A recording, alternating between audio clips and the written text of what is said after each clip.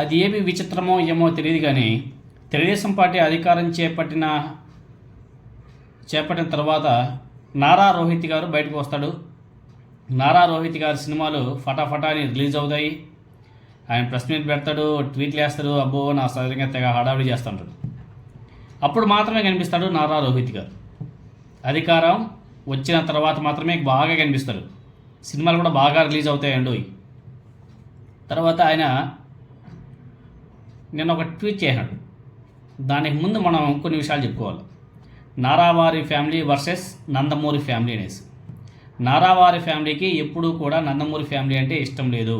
రాజకీయ అవసరాల కోసం గట్టిగా వాడుకుంటుందే తప్ప వాళ్ళకి సముచిత స్థానం ఇవ్వడం లేదు అన్నది ఎవరిని అడిగినా చెప్తారు. ఏ తెలుగుదేశం పార్టీ నాయకుని అడిగినా చెప్తారు, ఏ నందమూరి అభిమాని అడిగినా చెప్తారు.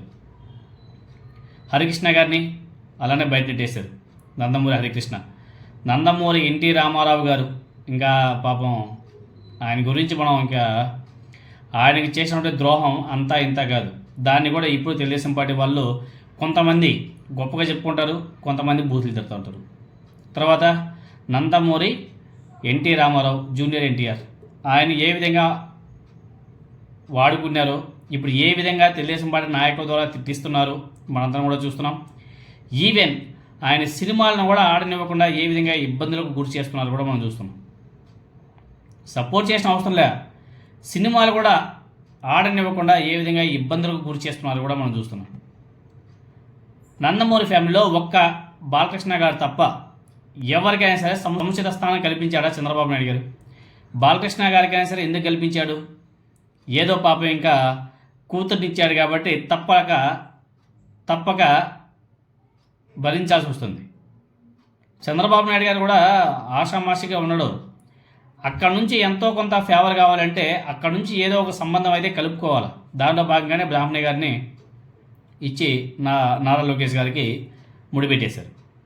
సో బుల్బుల్ బాలయ్య, మన బాలకృష్ణ గారు తప్ప నందమూరి ఫ్యామిలీలో ఎవరు కూడా చంద్రబాబు నాయుడు గారు సముచిత స్థానం ఇవ్వలేదు.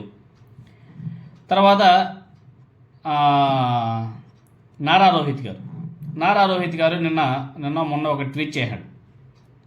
ఏమంటే, రీసెంట్గా కూలీ మూవీ చూసా, చాలా బాగుంది, మంచి సినిమా, కానీ ఇప్పటి వరకు వార్ 2 సినిమాను చూడలేదు అని చెప్పేసి ఆయన ఒక ట్వీట్ చేశాడు. అంటే చాలా స్పష్టంగా అర్థమవుతుంది ఇక్కడ నారావారి ఫ్యామిలీ జూనియర్ ఎన్టీఆర్ గారిని ఏ విధంగా తొక్కేస్తున్నారో చాలా స్పష్టంగా మనకి అర్థమవుతుంది. ఏ విధంగా తొక్కేస్తున్నారో కూడా అర్థమవుతుంది. కూలీ మూవీ రజనీకాంత్ గారు, నాగార్జున గారు నటించినటువంటి మూవీని చూశాడంట నారా రోహిత్ గారు. జూనియర్ ఎన్టీఆర్ గారు నటించినటువంటి వార్ 2 మూవీని మాత్రం చూడలేదంట.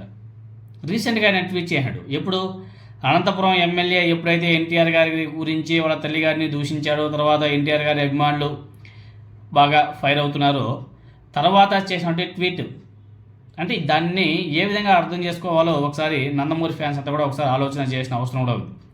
అంటే ఎలాగైనా సరే జూనియర్ ఎన్టీఆర్ గారిని ఎదగనివ్వకుండా చేయాలా? ఆయన ఎదిగాడంటే నారా లోకేష్ గారికి దెబ్బ పడుతుంది. కాబట్టి నారా లోకేష్ గారిని పైకి లేపాలంటే జూనియర్ ఎన్టీఆర్ గారిని తొక్కాలా? ఈయన గారిని తొక్కకపోతే చాలా ఇబ్బంది అవుతుంది. అంటే ఇప్పుడు కాదు, ఫ్యూచర్లో చంద్రబాబు నాయుడు గారు ఉన్నంత వరకు ప్రాబ్లం లేదు, తర్వాతే ప్రాబ్లం క్రియేట్ అయ్యేది. తర్వాత దాన్ని ఎవరు డీల్ చేస్తారు, ఎవరు పార్టీని లీడ్ చేస్తారనేది ఇంపార్టెంట్. ఎందుకంటే నారా లోకేష్ గారికి అంత క్యాపబిలిటీ ఉందా అంటే అది పెద్ద క్వశ్చన్ మార్కే.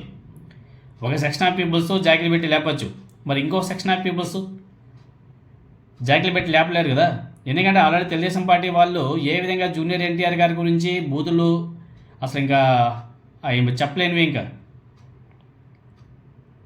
అంటే చంద్రబాబు నాయుడు గారు, నారా లోకేష్ నాయుడు గారే తెలుగుదేశం పార్టీ ఎమ్మెల్యేల ద్వారా, నాయకుల ద్వారా ఇలా తిట్టిస్తున్నారా అన్న డౌట్స్ కూడా రైజ్ అవుతున్నాయి. గత కొద్ది రోజుల నుంచే జూనియర్ ఎన్టీఆర్ ఫ్యాన్స్ అయితే బీభత్సంగా ఫైర్ అవుతున్నారు. ప్రెస్ మీట్ పెట్టి మరీ ఏకీపారేస్తున్నారు. ఈవెన్ ఆంధ్రప్రదేశ్లో ప్రెస్ మీట్ పెట్టడానికి కూడా కూటమి ప్రభుత్వం అవకాశం ఇవ్వలేదంట ఎన్టీఆర్ అభిమానులకి. అంటే ఏ విధంగా కక్షపూరితంగా వ్యవహరిస్తున్నారు కూటమి ప్రభుత్వం, వీటిని బట్టి మనం అర్థం చేసుకోవచ్చు.